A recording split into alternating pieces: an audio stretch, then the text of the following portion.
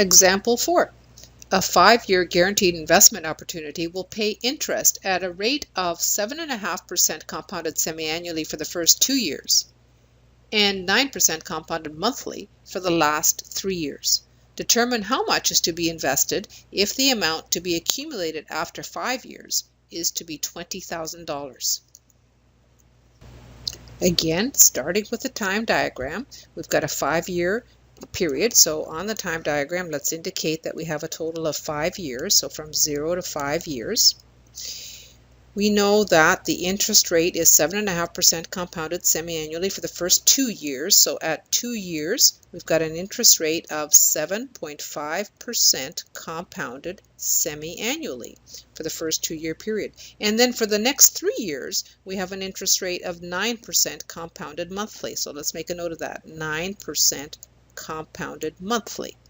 Now, once again, what that means is that we need to convert to the rate per period in each case. Oh, and we also know that the compound amount is going to be $20,000 after 5 years. So let's mark that on the time diagram. We have a maturity value of $20,000 at the end of 5 years. And what we need to do, obviously, is to determine how much must be invested today. So what is the present value today? Clearly, our focal date is going to be right here at today's date, and so what we need to do is discount that $20,000. The problem or the challenge here is that we have 2 different interest rates that are in effect over the time period.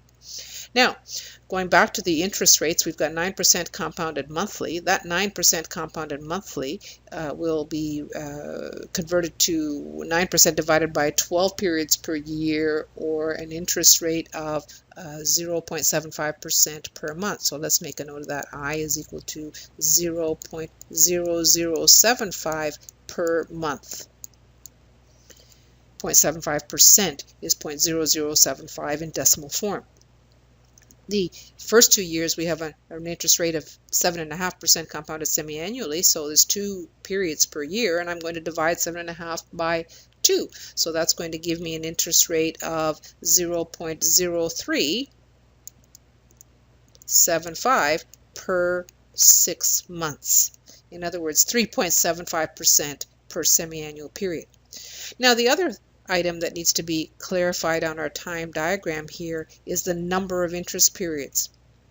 For the first 2 years, if the interest is compounded semi-annually, what that means is that we've got a total of n is equal to 2 years semi-annual periods. We've got 4 semi-annual periods in 2 years.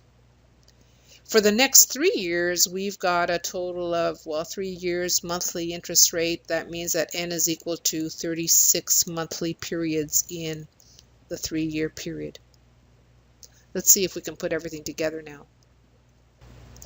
So everything that we need to know is on our time diagram. Let's see, we want to start off with a maturity value of $20,000, and what we're going to do is we're going to discount that over that time period. We're going to deflate it. We're going to discount it, which means we need to multiply this $20,000 by the compound discount factor of 1.0075 to the exponent negative 36.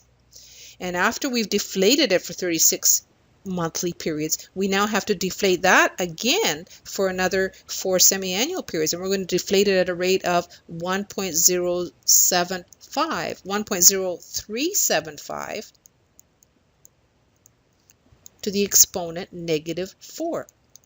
So we need to deflate it twice at 2 different rates to determine the present value at today's date. So let's put it all together. We've got present value is equal to the $20,000 deflated at 1.0075 to the exponent negative 36, and that in turn is multiplied by 1.0375 to the exponent negative 4. When we work all of this out, we'll end up with a present value equal to $13,190.33. So our conclusion is that if you invest $13,190.33 today, after 2 years you will have a certain amount of money at the rate of 7.5% compounded semi-annually. And when that amount of money is then further invested for another 3 years at 9% compounded monthly, the maturity value will be $20,000 at the end of the 5th year.